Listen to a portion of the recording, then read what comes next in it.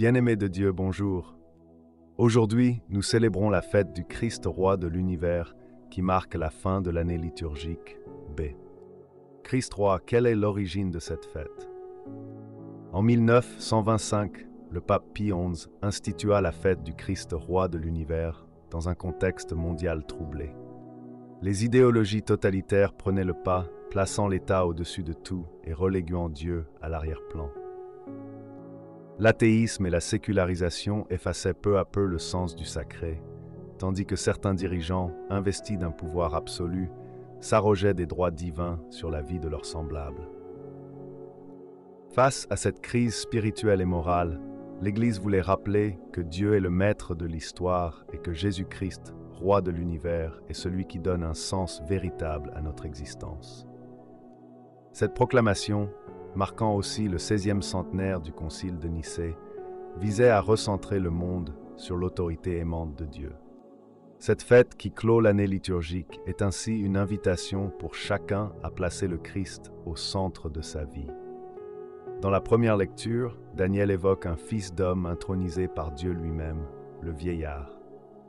Ce roi messianique, à la différence des rois terrestres qui règnent par la force, vient instaurer la justice et rassembler les nations.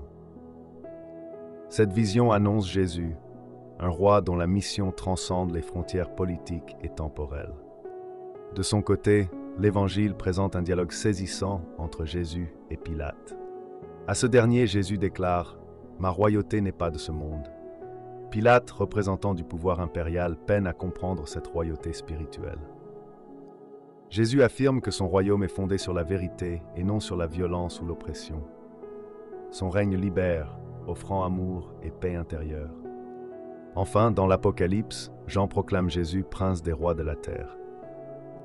Cette royauté universelle et éternelle s'est manifestée par son sacrifice sur la croix qui nous a libérés du péché.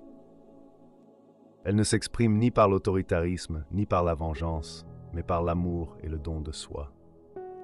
Par notre baptême, nous participons à cette royauté du Christ.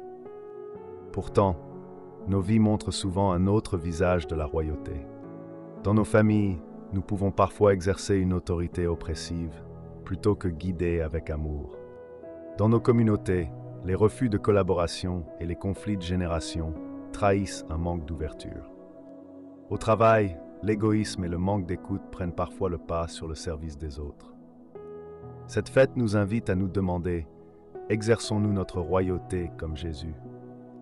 Acceptons-nous de servir, de collaborer et de construire la paix?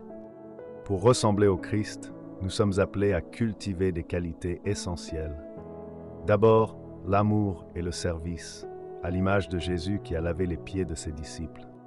Ensuite, l'humilité, car Jésus n'a jamais recherché la gloire humaine, mais a accepté la croix par amour. La vérité doit aussi guider nos vies, comme elle a guidé le témoignage de Jésus. Nous sommes également appelés à être des artisans de paix, puisque Jésus est le prince de la paix. Enfin, l'ouverture est cruciale. Comme Jésus a collaboré avec ses disciples malgré leurs faiblesses, nous devons apprendre à écouter et à travailler ensemble.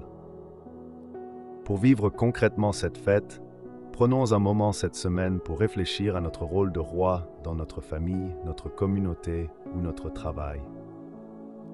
Posons-nous la question, dans quelle mesure exerçons-nous ce rôle à la manière de Jésus? Et engageons-nous à pratiquer l'une de ces qualités, amour, paix, humilité, vérité ou service, par une action concrète, comme tendre la main à une personne avec qui nous avons du mal, écouter davantage ou rendre un service gratuitement.